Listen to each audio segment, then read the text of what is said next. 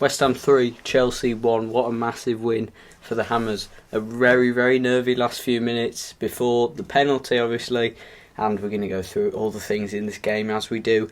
As usual, what a brilliant, brilliant game to start this, what's looking up to be a very good season for West Ham.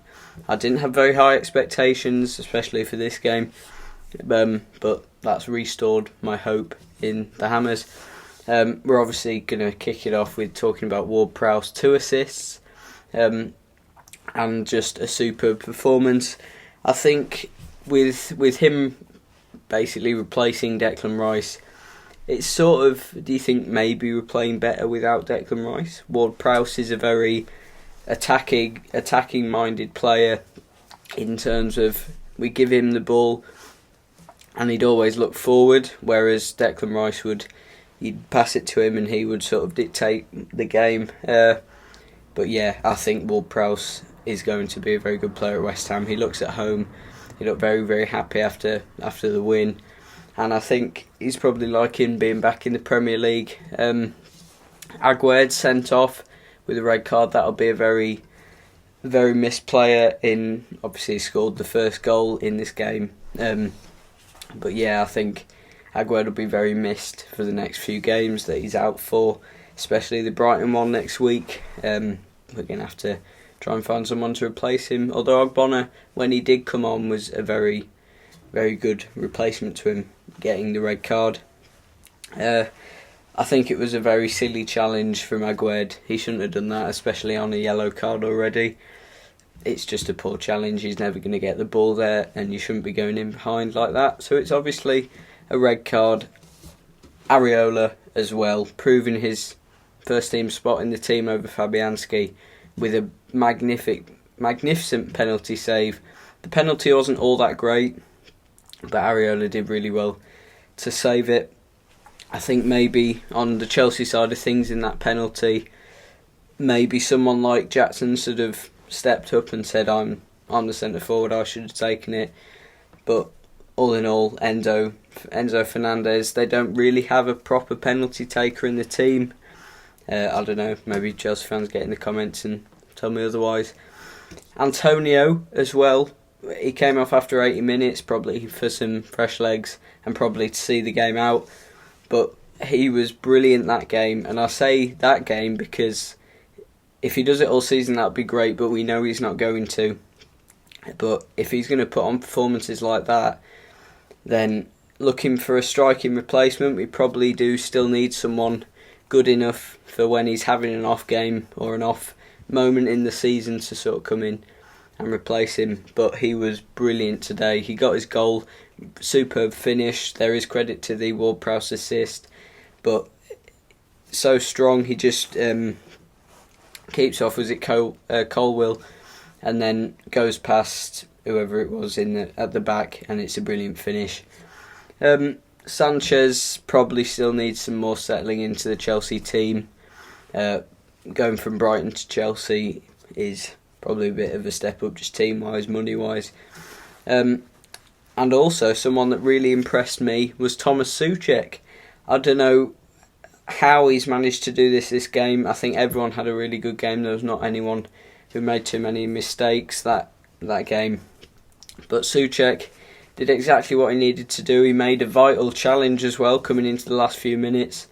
A slide tackle to stop Chelsea from getting us on the counter-attack. Areola did get man of the match after the penalty save. He made some brilliant saves which kept us in the game, especially. It was Edison Alvarez's debut as well. He did what he needed to do, didn't make too many mistakes, and I just think he's a solid player.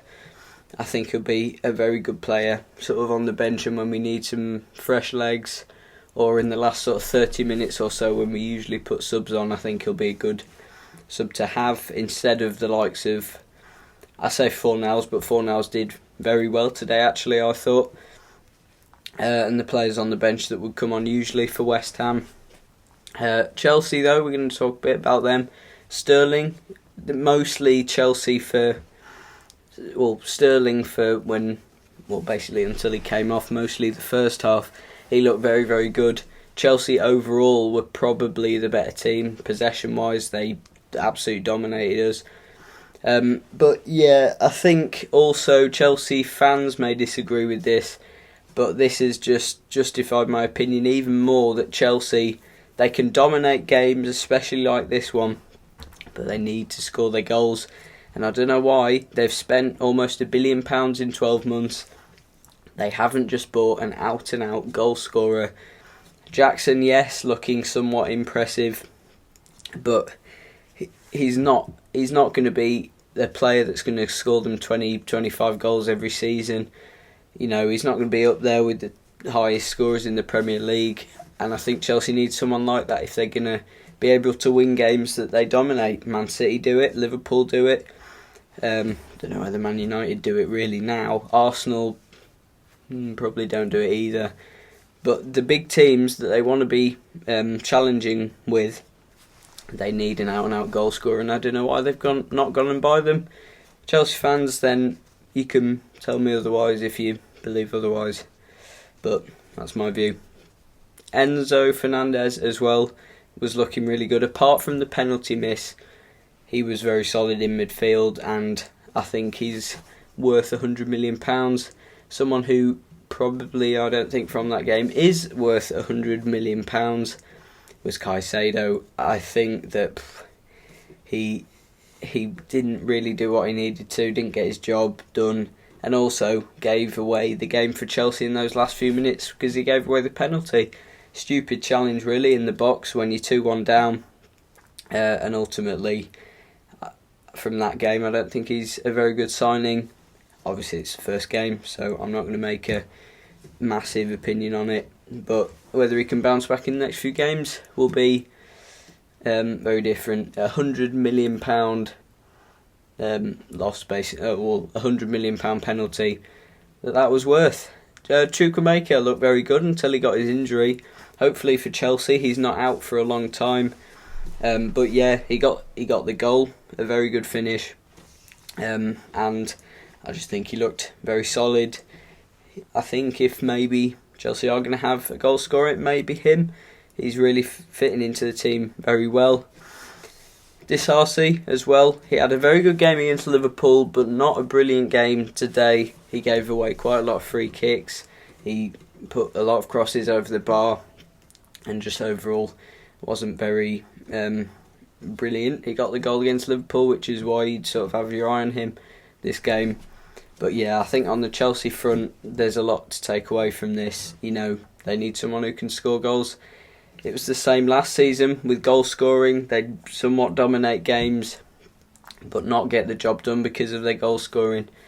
And yeah, I just think Chelsea need a goal scorer, and I don't know why they've got one. They've not got one in their spending.